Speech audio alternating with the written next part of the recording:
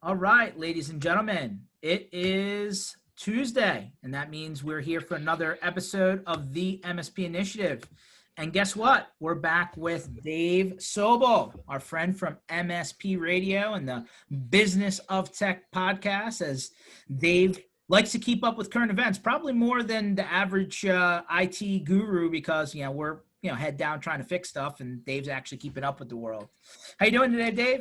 I'm good, doing my bit to try and give those insights, right? So somebody's got to be looking out for the providers. I surf through all this stuff, pull out the bits that I think are actionable and something you can look at and do something with and try and deliver it every day. No, and listen, people are obviously watching. I know I do. And that's why we bring you on to kind of recap how things are going and how the world actually is rather than the way we think that it is. So, I'm back from that 7,000 mile tour from when we last talked, kind of driving around America with, Ken Patterson and Amy Luby and Eric Pinto and a bunch of other guys from, a couple different vendors. And, it was interesting to see how things are actually going out there. So I'm actually pretty more positive than I thought I was going to be. Well, I mean, it was really cool to get out there, talk to people. Look, we know that we know there's good stuff going on there. What I keep saying all the time is that things are inconsistent. That's just what we have to be careful of is that there are inconsistencies. When I talk about looking at the economy and I dig into the data, the big thing that we see is that unlike any kind of previous recessions or depressions, depending on how we want to qualify things, this one is driven differently. Like if you look at the Great Depression, you look at the Great Recession, they were problems in the banking and the capital system. The money system was flawed. What we're seeing right now is not that. There's plenty of capital. The banking systems are actually doing quite well. What we're seeing is the impact is around the service industry, i.e. anything that requires physical person-to-person contact is damaged. That portion of the economy is struggling. That's just different. And so it means we're going to see these different kind of pieces. Why lots of us have all switched to, the ability to work from home, work remotely, but there are industries that are not doing well, like that are just bottoming out. I agree. Like I'm here in Pennsylvania, outside of Philadelphia, and this is actually one of the first state lockdowns, Dave, where the actual lockdown has been ruled unconstitutional by a federal court. And, listen, nobody has to go very far to see that I'm a crazy football fan. Right. Fan. And I am frustrated, Dave, that we can't go see the team in the building, right? Half the teams are, the other half aren't. It's a little bit of a competitive disadvantage, if you would. And, I'm saying it can be done safely. I'm not trying to go and, just go, crazy without any, intelligent thinking about it. But all things considered, there are a lot of small businesses out there that aren't going to come back, and we know that. And then, one of the things that you actually touched on recently was the whole, work from home is not the same as school from home, right? Yeah, I've been looking at the edge. Like, again, I like to look at these issues where I say, like, how can we understand what's going on here with an eye to, like, can we help? Is there an opportunity here? Sure. Obviously, the channel did a really great job of helping a lot of businesses work from home, like move that from home. And I think that there is a lot to say, like, we did a really good job there. I'll pause and go, we ought to be looking back at security. I'm worried about what we did really fast. I agree. But that's not what we're going to dig into right here. What we're going to look at is the fact that, look, school from home is not work from home. And I don't think that's going very well. None of the data says this is really going very well. And we can start from like all of the different pieces of it. By the way, all of which I'm going to talk about, an IT solution provider should be hearing this going, oh my God, that's something we could solve. But like, there's not enough training. There's not enough investment in the platforms. There's not enough understanding of how to effectively deliver it and measure the business value. If you talk about teaching online is different than teaching in the classroom, right? That's just I have a cousin who's been a teacher now for the last 6 years. He usually teaches history, but now they just plugged him into English, and he's never taught that as a professional. And he'll tell you that like the whole work, school from home, they just say they have a bad connection. They disappear. Like there is no such attendance, right? There is no. Which is where that I'm also going with this. It's like, not only do we have like connection problems, I mean, we have students that don't have connections. We have whole portions of the population that don't have broadband, that aren't able to get online. I mean, it is hugely impactful. And by the way, like, it's also, there's impact based on race. I was digging into some data which shows that actually in Black communities are roughly 10 years behind in terms of their broadband availability versus white communities. Really? Like, really, I mean, it's, and you look, and when I look at this as like a good capitalist, I go, you mean you're keeping markets from me? like I want to serve as many communities as possible. I want to be able to take our technology services offerings and bring them to as many places as possible. But Dave, I mean, again, here in Philly Metro, Comcast is headquartered here. They have like a freebie low income cable internet option, right? And I believe at one point, these metros were trying to do like citywide Wi-Fi with like WiMAX technology type stuff, and then all of a sudden it disappeared, right? Yep. So, but I'm calling out. There's a new Deutsche Bank report that shows a 10% lower level of broadband penetration for Black households over white. And it's a problem. And you look and say, particularly now, and by the way, what was scary about it is you look at the way that it played out. Black people had to venture out of their homes 135% more than white people in April compared to the pre-COVID dates. And they were looking at geolocation data gathered in majority Black and majority white neighborhoods in Chicago, New York, and LA. So they're looking in the same cities and they're saying, we're going to look at the majority neighborhoods. And they found out that those services are just not available in the same way in those communities. So you're exactly right. Like, we think about it at like, oh, the Philadelphia level, oh, the Chicago level, like, oh, we have broadband.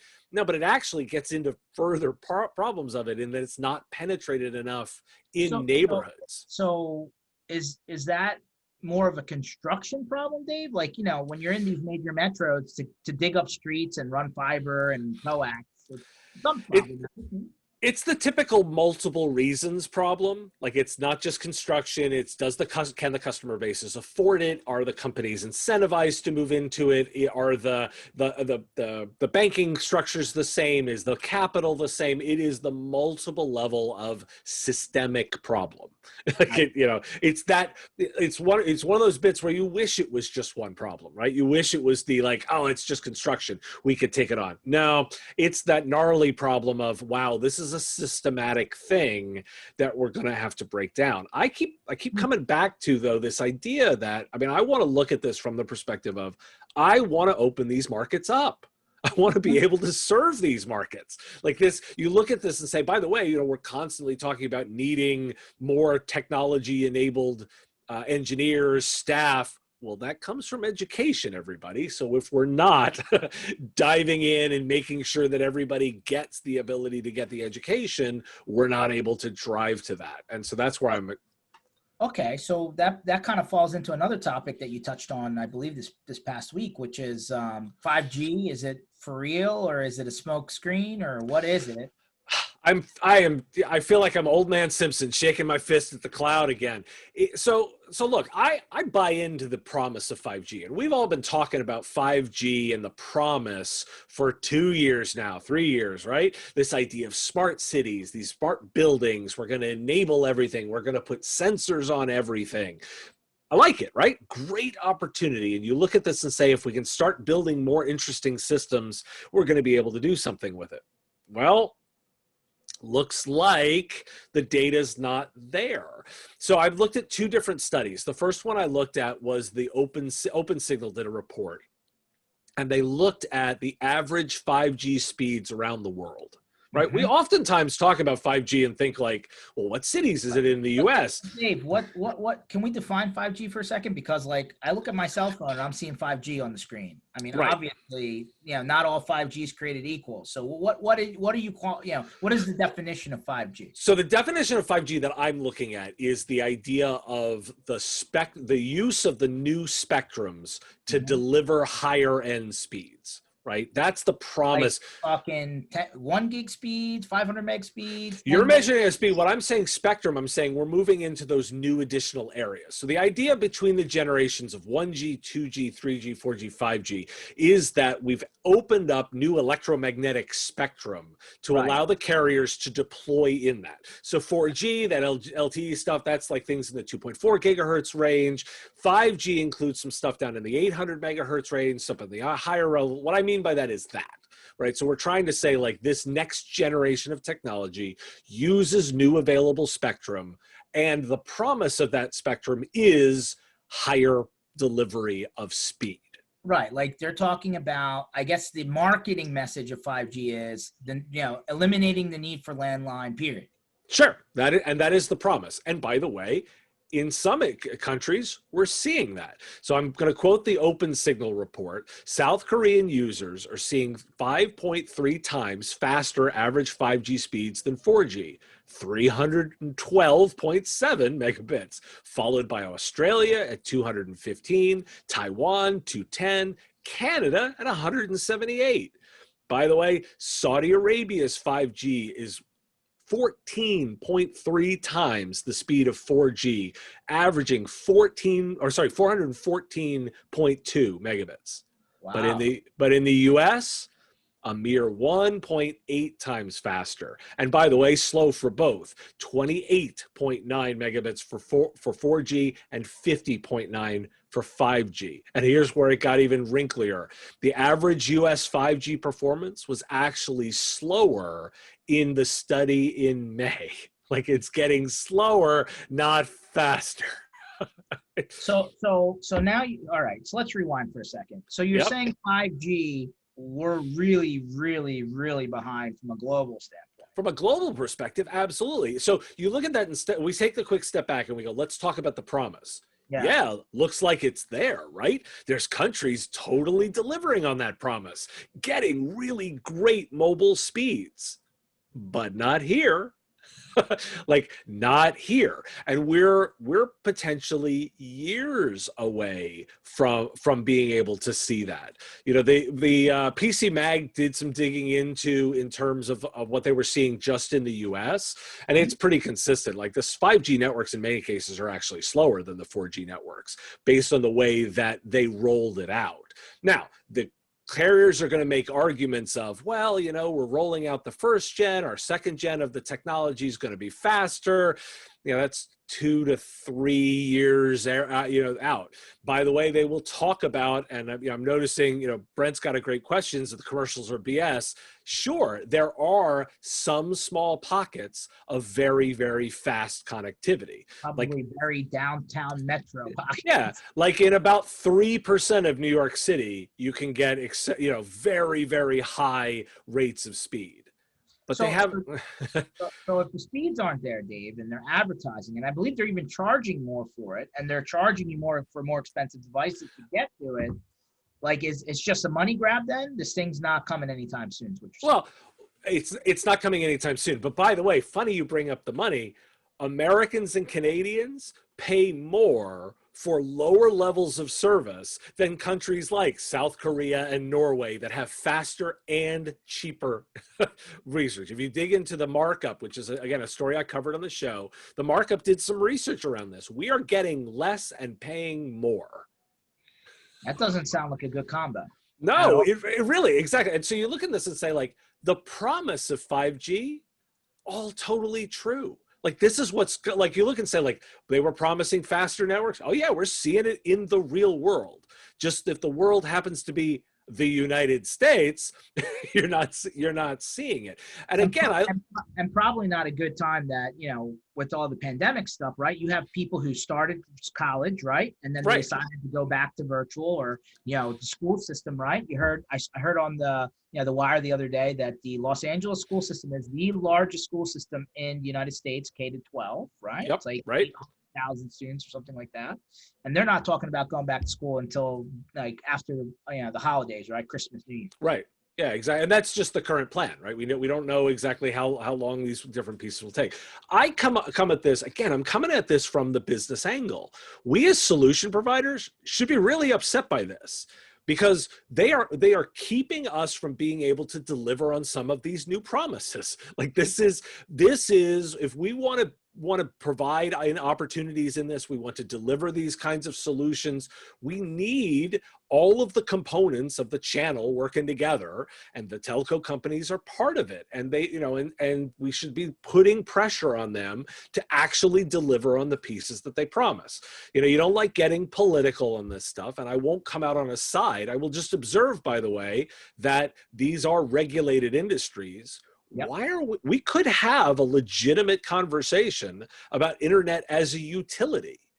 And as long as we're not using Huawei equipment, right, Dave? Well, exactly. But hey, let's put a positive, George, you're right, and we laugh about it, but let's put a positive spin. Let's incentivize an American company to do that, right? Yeah. Or or a European company, or if we're concerned about China, let's incentivize a company to solve that problem for us. Look at it the same way that we invest in roads and bridges, and we all like clean water, we like power. Like, these are things we've decided are utilities. I think there's an argument to be made for broadband as a utility. Hey, we all like the post office. It's a government regulated bit. Dave, we're leaking into. I know, but I wanted just people to think about it. The reason the post office works is that the government has said we need to deliver this to every American. Yep. Right? That's the reason it works. Private businesses may not be able to get to every rural part of the country. So we make a collective investment saying that there is a reason to deliver that service. We should have smart conversations about how to invest it and how to run it. That's the political stuff. Let's hope one of these people that have their pre-approved questions on these debates coming up, they'll ask about it, because I agree with Miller, who just chatted in saying, hey, this 5G thing is a startup basically, and that we're going to pay a whole lot more before we actually see it happen. And, they're advertising all the new phones and all the new devices, and we're all paying more. I'm just not willing, Alan, I get it. I get where you're coming from on this, but I'm not willing to go along with it, because I'm pointing with other countries going, well, they seem to be doing, the Canadians are getting faster speeds. There's all kinds of these other countries that are delivering on this promise. I'm under the impression that this is a great world-leading economy. I'd like us to be in the mix.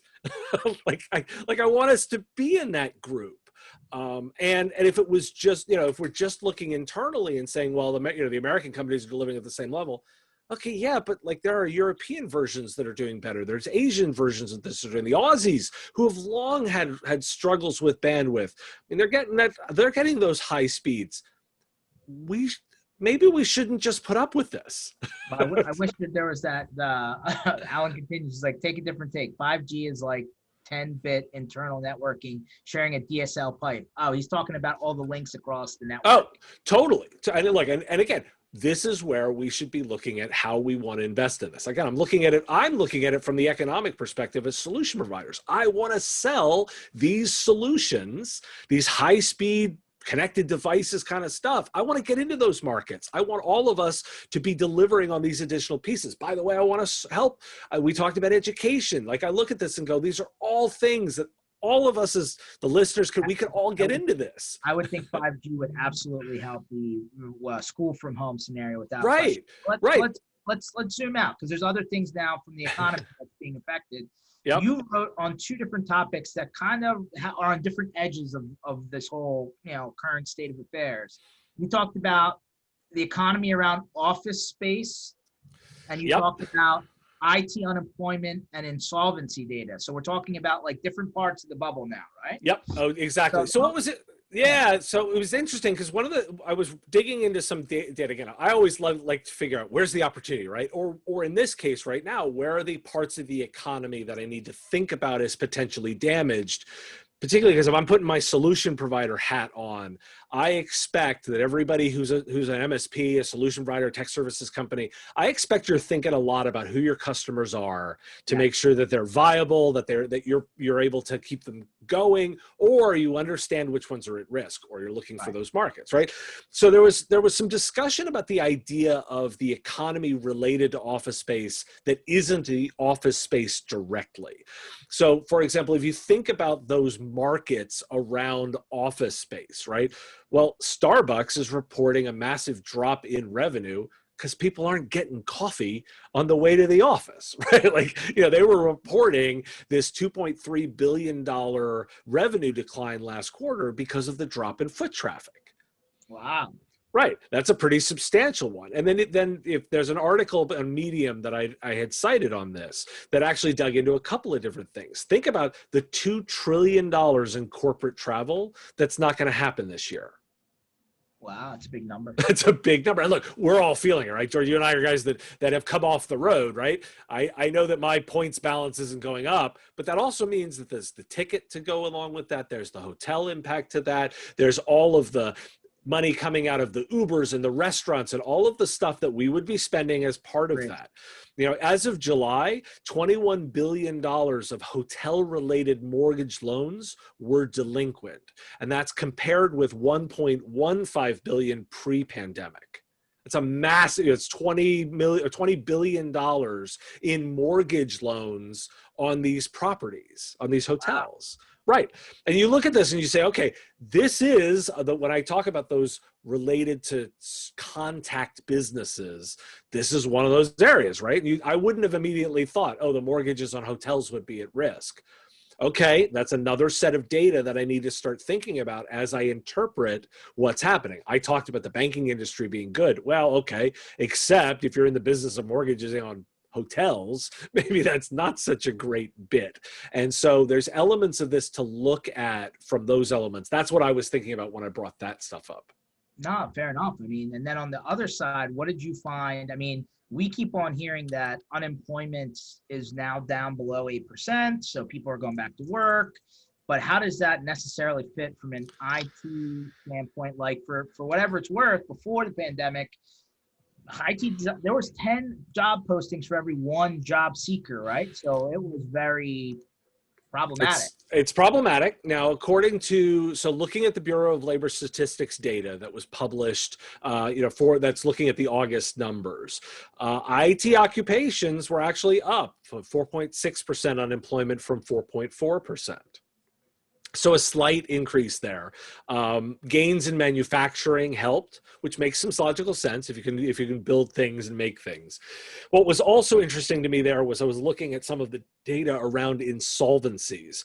They're actually projecting, there's a company that studies this and they are looking at that. And what they're concerned about is they were projecting a 39% increase in the US in insolvencies. And what they were saying was many countries have implemented all of these fiscal stimulus measures. They're not forever. We know here in the US, they've all expired, right? And you and I, the last time we talked about how the fact that I was looking at it from the perspective of that bridged us through July. Yep. I was going to be interesting to see what happened beyond that. We're here now. So we're seeing, look, it's still early. These are all trailing indicators, right? But hey, there's an uptick in IT unemployment there. It went up by 0.2%. Is this crisis? I'm not saying it's crisis. I still remain incredibly wary and cautious because I feel like that's the right way to approach this. You're trying to balance the world. I'm on the very, gung-ho side, and you're on the, whoa, let's balance that out guy. I see. Well, exactly. Well, because I look at it and say, like, I always take the perspective of if I plan for the worst and hope for the best, I can navigate this out. I'm with you on that. I want things to be better. I just will freely admit I don't see data that's pointing me that way yet. So, for example, we dug into some recent survey data from solution providers that were expecting a recovery in Q4 of this year. Mm-hmm. I don't see any data, guys. like me, the guy who's looking at all of these market data, is not seeing evidence of a Q4 recovery. I'm whether or not it's going to get significantly worse or maintain. we'll figure that out as we go. I'm just cautioning everybody who has this like, oh, it's going to all get better in Q4. I don't see that data. I don't see what, but is it getting worse? What I think is happening is it's not as bad as we thought it might be. Remember, we had seen some data come out of service leadership that had shown decline in some of in revenue. Let me pull up that data while we're talking about it. Paul Dipple released his mid-year service provider report card, and we hadn't, since we've last talked, that data has come out. What we're actually seeing in that front is across the top quartile of providers, revenue's down only about 4%. That's good, right? But what they actually saw was cost of goods dropped 8% and SG&A down 10%. So gross margin got better because people were doing a great job of managing it. What worries me is the bottom quartile, where revenue is down 15%, but COGS down only 7.7%, and this profitability is down 30%. Yeah. Right. Now look, again, bottom quartile performers. I'm not but I'm being realistic and saying, look, somewhere between there is the average performer. Right? Yeah. So we're not all best in class particularly not all best in class all the time. So Brent's asking then, based on where you see the data going, right? This prognostication now. Oh, sure. Let's predict. All right. So is this a Q3 2021? Or where do you see the ball ultimately rolling back to where we were pre-COVID? If we have to get two different questions, so let's address them because they are related. Look, I tend to be the glass is half, like not full, not empty. Like the glass is half. So what that means is I'm looking at the data and I'm saying, look, I believe it is dependent on a vaccine. We do not have we don't have anything to measure other than that. We know that we are waiting on a vaccine. I listen to medical experts that I have no reason to believe there will be one this calendar year.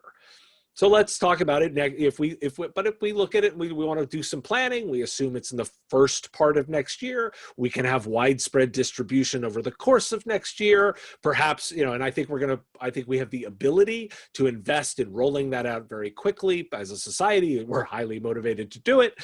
So you could see a projection with vaccination levels through that are much better in the summer of next year. So I think, Brent, I think you're right. I think, are we talking about things being much better in Q3 2021? That seems better to me.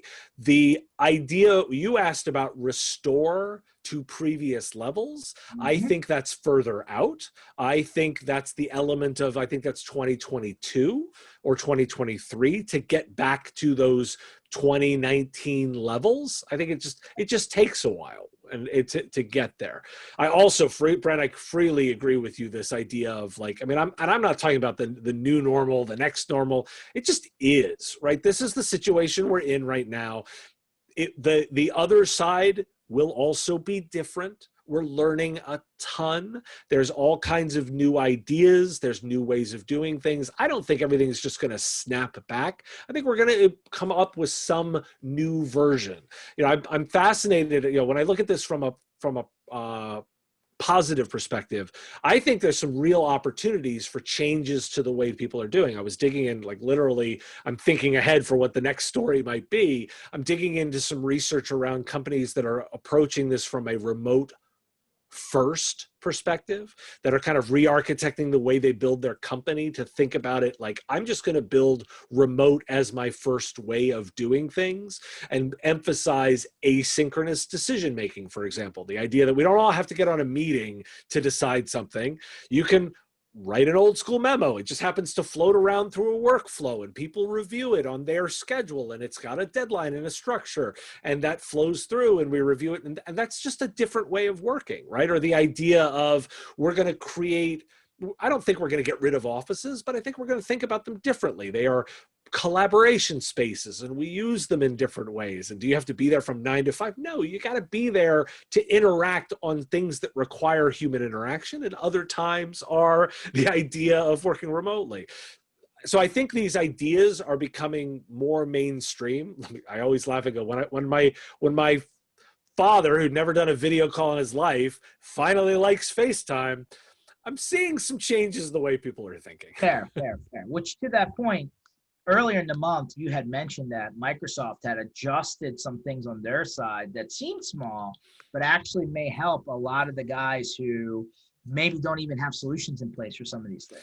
Yeah, I continue to, I'm kind of high on Microsoft these days. I like, after a long time of them not getting it, I think they've got their mojo back, right? So what was interesting to me, this is a really small change that they made in Microsoft 365 in the admin center.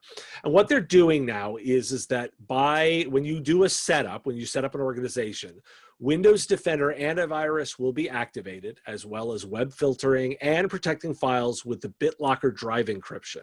And notably, for the security settings to be applicable, the end user PC needs to be enrolled in Intune. Mm-hmm. Mm-hmm. And I just look at that and I go, okay, that they're getting into it, right? Like when I describe antivirus, web filtering, protecting files with drive encryption, that's a core piece of managed services, right? Like that they are now making just available when you enroll an organization in Microsoft 365. Now, they're definitely tilting people to the stack. There's no question about it. Now I get it. Who's worrying? I mean, if anybody's sitting here worrying about their margin on antivirus, I think they kind of have missed the point a little bit, right? Like they're poking at these commoditized portions of the stack. So I'm sitting here going like, look, people, I'm not stressing this from the perspective of, oh my God, they're moving into your space. What I'm just saying is the bar is going up, right? They're just consuming those pieces into it. And again, remember their larger strategy. They are talking about more pieces that include things like patch management. They've also announced just recently that there is an option for Azure managed VMs to automatically have the critical security patches applied automatically. They'll take that work over for you. Mm-hmm. So that's a piece of it. And back to another story we've talked about before, they're hiring an engineer to build a product called Cloud PC, which is a fully managed, Windows desktop offering that would be offered by Microsoft. Again, they're nibbling at these core bits that I see as very much commoditized. Like patch management is unglamorous. It is not something that it's just something that we bake in.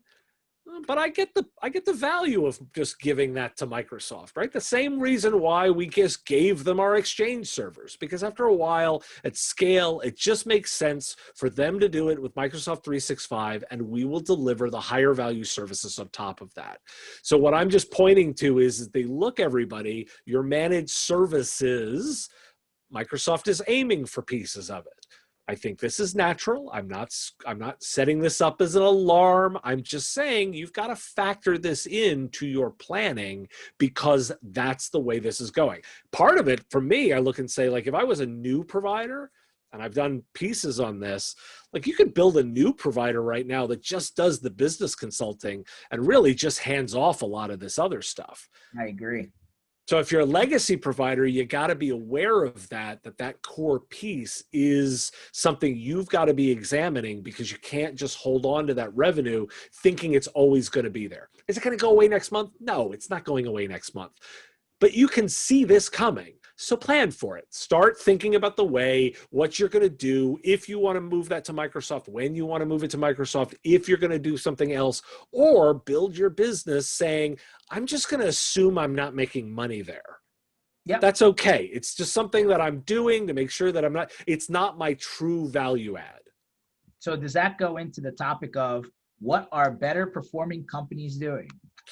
So what was interesting here is what are the better companies are doing is starting to think more about these higher value services. And we're seeing it in kind of the results that are happening of that.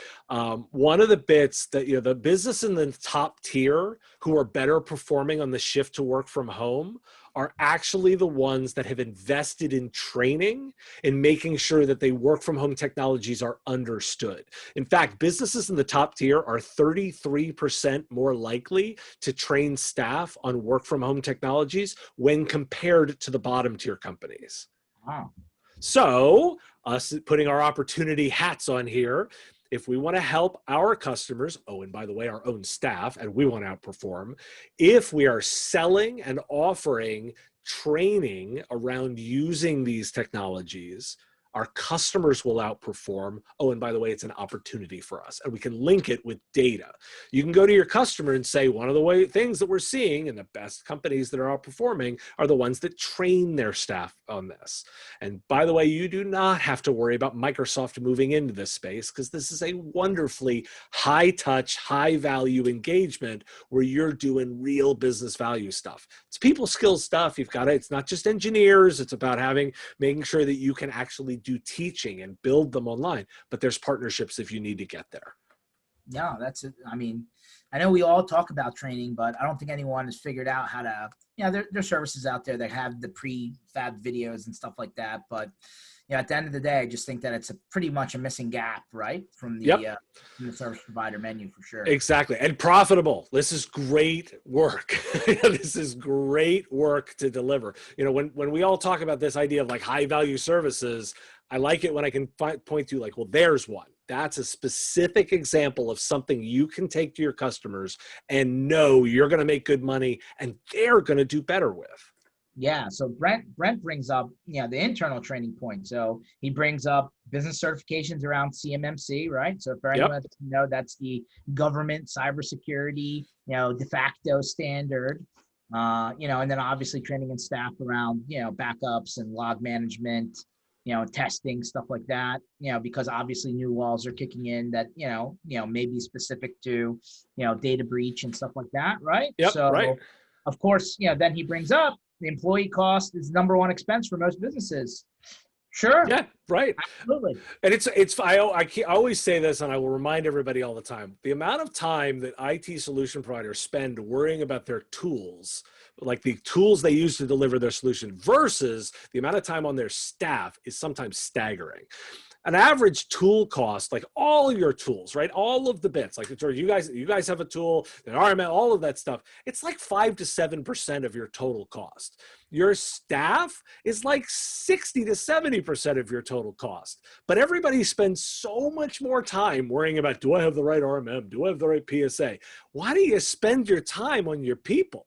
like that's what you're actually, if you spend all that energy that you're worrying about whether or not you're on the right RMM or not, and you go spend that on training your people, you will outperform. I'm sure of that because all the data tells me that, because that's your actual biggest cost. You manage that cost really effectively, all the other things will fall into place.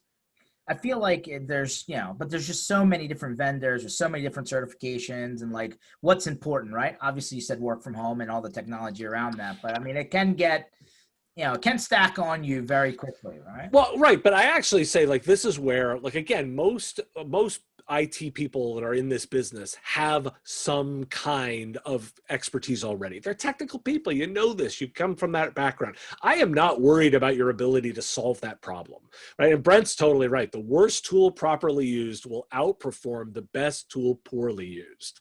Like, it's totally true. And by the way, they're all pretty good. They're all pretty good tools.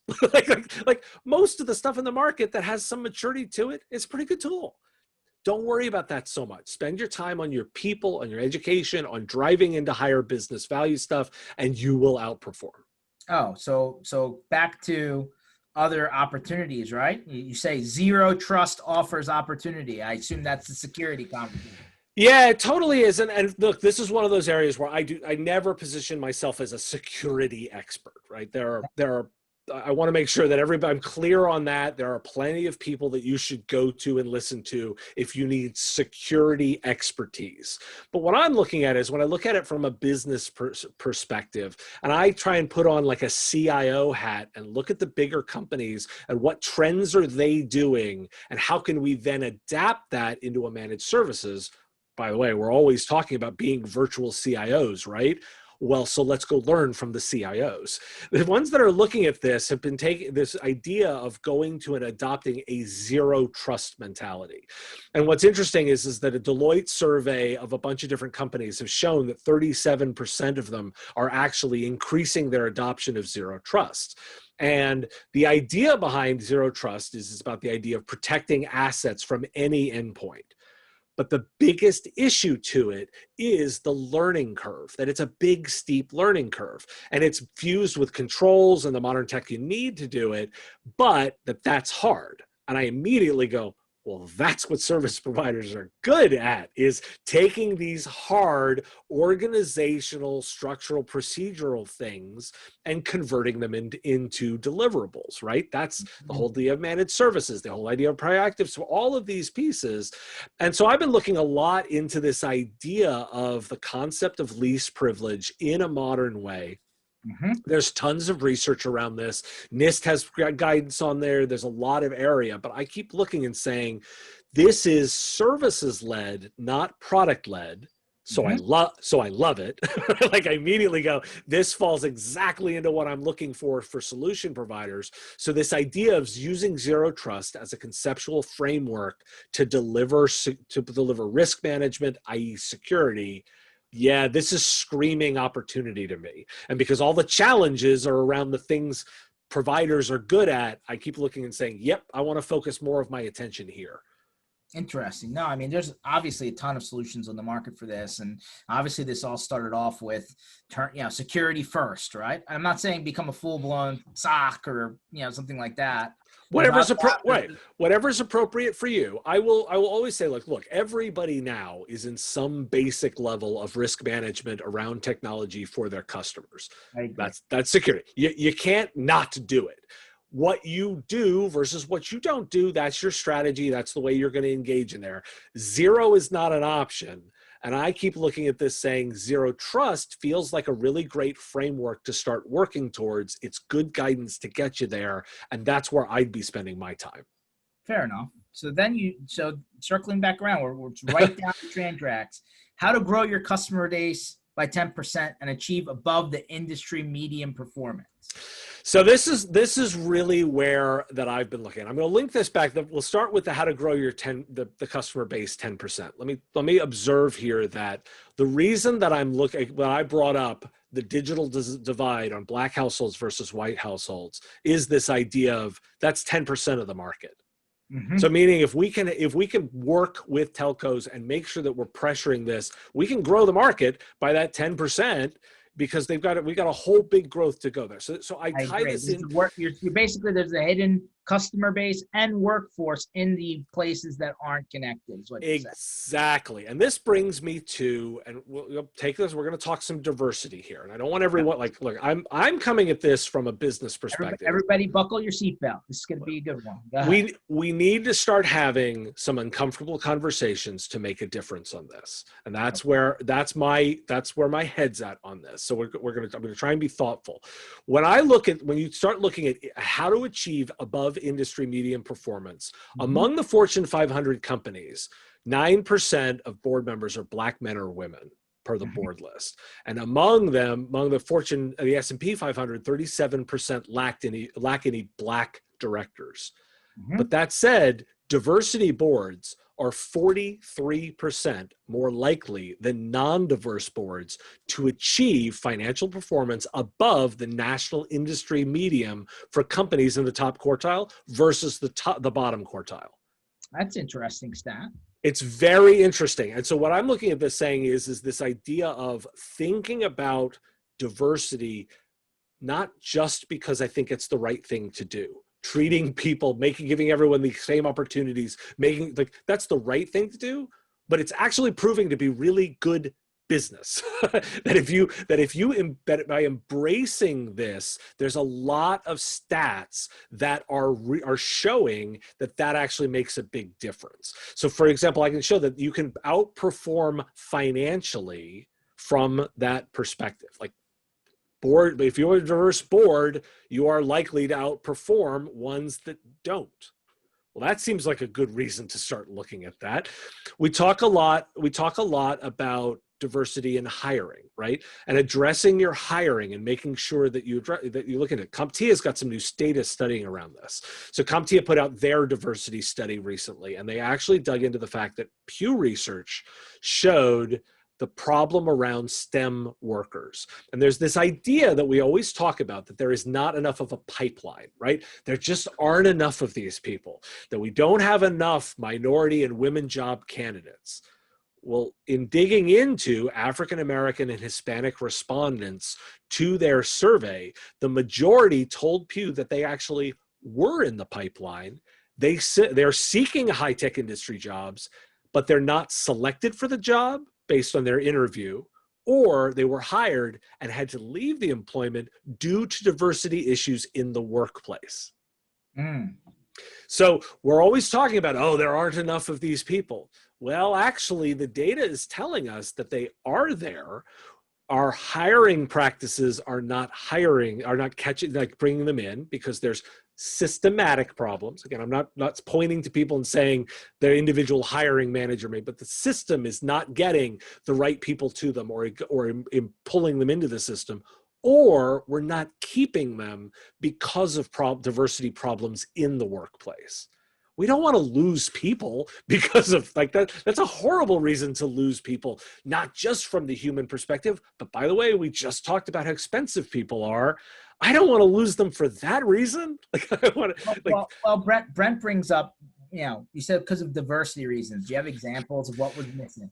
Yeah. So, and in particular, let me address some of this stuff, because it comes from, like, if you think about from women and hiring, oftentimes the way job descriptions are written actually favor men over women in terms of recruiting, if it talks about just technical skills. But if you actually rewrite some of them to talk about the benefits or the overall experience of working there, there's data to show that you will actually get more applications, and the systems will not filter them out. Again, I am not a diversity inclusion expert here, but I will point people saying that there is research and ways of approaching this in the way you write job descriptions, in the way you conduct interviews, in the way that they're done, and investing in those kinds of training and making sure your people are working on it can actually bring you a wider level of candidates in the hiring practice.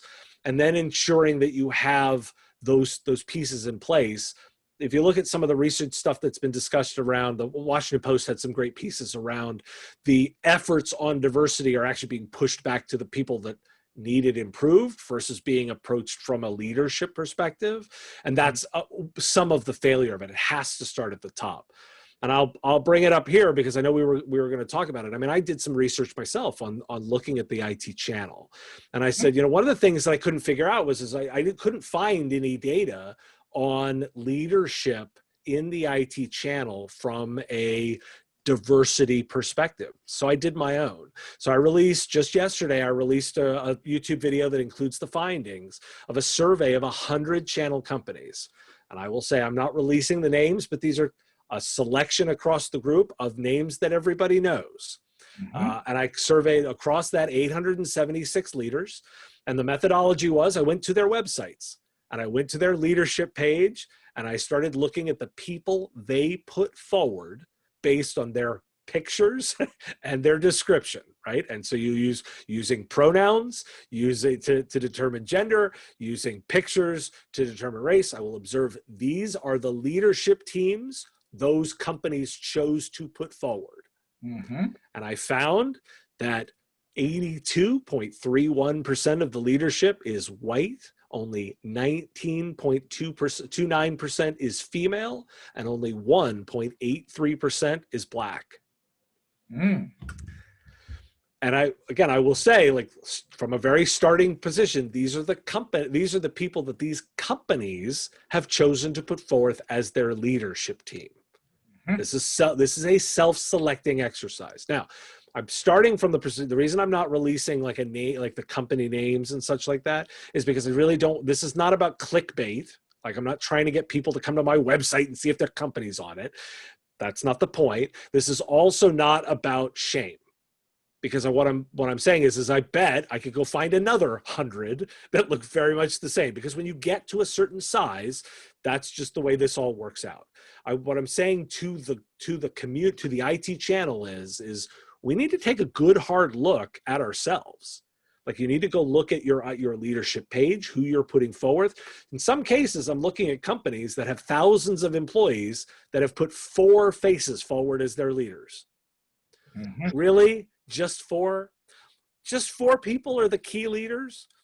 My easiest statement is like, look, first, take a look at your website. And my second statement is maybe you have more leaders than that. And maybe empowering them by making the table bigger is important. If I think about a boardroom and I think about a leadership team, it's possible to add seats. Leadership is not like pie, right? Like, we don't slice it up, and when we run out of slices, then we're out of pie. Like, you can actually empower more people and create larger leadership teams. I'm also going to encourage people, like, this is a larger thing to think about. But the reason I thought it was important to include some of the data around women here is we've all been having conversations around women in the channel for a decade now. Yes. A decade. We're at 19.29% female leadership across these companies. When I look at all non-white, it's only 16.32%. So we're only doing 3% better on the female side than we are doing on the racial side. And by the way, women are 50.8% of the population. Yes. It's an easier problem. We've been at it for 10 years, and we've just made a nothing dent. If we do the same thing around this problem, we're going to get the same results, which is nothing. Yeah. And so I'm saying, like, we are an industry of big, bold thinkers, right? Like, we like to be innovative. We like to be different. We like to solve problems. I'm saying, let's be bigger. Let's be bolder. And by the way, all the data says you outperform when you do. Brent says that outperforms because there's more forward-thinking people in that mix. Exactly. And you're like your communities too. If you look like your customer base, it's easier to relate to that. I mean, a simple thing, right? If a group of all men create a product, they may not have thought of all the things that will impact women. Like, you need to have the experiences of your customers in order to be able to service them. As I've observed, as we've talked about here, George, is like, there's communities you can move into that you may not be serving because of these divides. I want to open these markets up. I want us to serve them. That's how we grow the pie, right? Grow the economic pie, and it's good for everybody. I just keep looking at this saying, like, there is money to be made here, and it's the right thing to do. Agreed. So there was one more question in from Brent, who says, when it comes to diversity, are the handicapped more at issue than the gender and racial differences? Wow, Brent, that's a really great question, and I'm going to scribble down because I didn't ask it. I didn't ask that. This is one of those areas where you can appreciate, like, there's not a lot of data. Like, I had, like, from the reason you've heard this whole time, I'm data guy, right? Constantly spewing this report, that report. Yeah, but when I went to go look for this data, it wasn't there. I had to go create it myself. So I think it's a fair question. I'm hoping that this is an iterative process where I'm working on this over time. We as an industry start looking at this. Look, we always say all the time, you can only manage what you measure, right? We measure everything in the IT business. This is just a measurement. This is a measurement to start the conversation. I don't expect we're going to snap our fingers and fix it, but I do think we're going to start working on it. For sure, which is interesting, and maybe it's worth bringing up that. So we talked about a bunch of different things, and you had talked about, compliance stuff in the past and these legal things that are coming down, and then we talked about, CompTIA you brought up because their diversity kind of, results and reporting and surveys. You actually had a one-on-one conversation with the CEO of CompTIA. I did. It's a 30-minute interview. I really do encourage people to take a listen to it. It's available both on YouTube and on the podcast.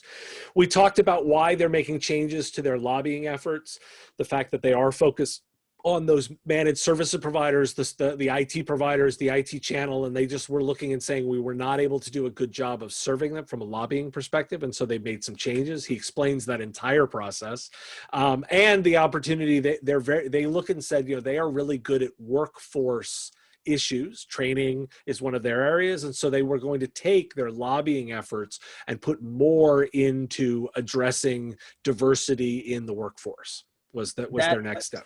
If that's the case, and if that's where they've moved their spotlight to, there's still that really big, hairy black hole when it comes to, government agencies and state bodies and lawmakers creating rules around our industry that they don't know. Yep. I will point to, there's the Facebook group that Amy Babinchak started with Carl Polachuk, and I'm an administrator in there too, that we're starting that conversation, the MSP regulation and legislation group. I think that that's one of the areas where there's going to be conversations about that. I really would encourage anybody listening to join the group and start listening in on that conversations, because you're exactly right. That's a hole that we need to identify how we're going to address it as service providers. Who will lead us? We're going to need somebody to step in, but it has to come from the service providers. I mean, George, and I'll say this, you're a vendor. This isn't your problem to solve. You've got your own regulation issues, particularly you're in a regulated industry, you're in telecommunications, you have your own angles. This is a service provider problem to solve. Mm-hmm. Service providers have got to step up and do it. And for anybody who sits there and thinks, I just don't want regulation. Yeah, the worst thing that's going to happen is if you leave it alone and they write a bad law. like that's already bad laws, right? You could be the best delivering provider and have checked all the check boxes on the list, and if they write a bad law that you then have to go handle, that's just wasted time. So you need to get involved in this to make sure either you're pushing for no regulation, or you're making sure that it is regulation that makes sense. I happen to think the regulation is coming no matter what you do, but either way, you got to get involved. And then lastly, you had brought on, I believe, a cybersecurity insurance guru. Well, yeah, we had a whole conversation around why insurance rates are going up.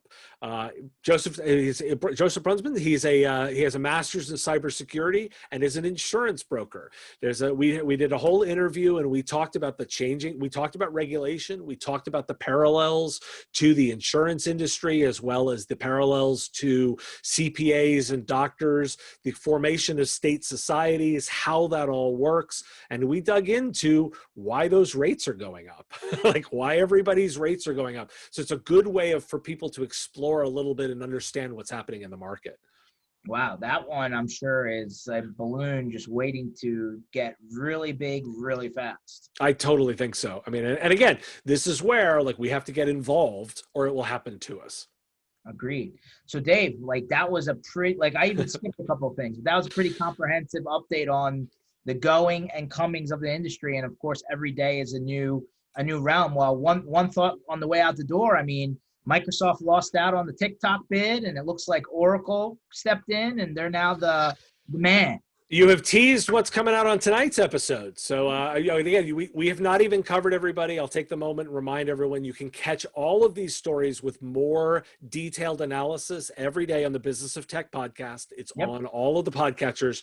On today's show, I actually dig into the Gartner report that came out, their Magic Quadrant, the cloud providers, what that means, and I dive in a little bit on that Oracle TikTok thing. I think it's garbage. I think they are I think Oracle is just making a play for marketing. They're just essentially a technology partner, and all of the U.S. government's demands are not getting met by any of these pieces. We'll see if this is cronyism at work. Well, I'm sure our president has no problem pressing the red button. So we'll see how it all comes down. Yes, we will. All good. Well, everyone, I appreciate you coming on. We usually have Dave every 4 or 5 weeks kind of catch us up on the ebb and flow of the space. I'm sure we'll continue to have him on. Make sure to catch him online, and then obviously make sure to keep in line on our Tuesday and Thursday, 1 p.m. Eastern MSP Initiative sessions. We will keep you up to date, and thanks for continuing to watch. Dave, appreciate you jumping on, and catch up with you soon. Sounds good. Right. Cheers, guys.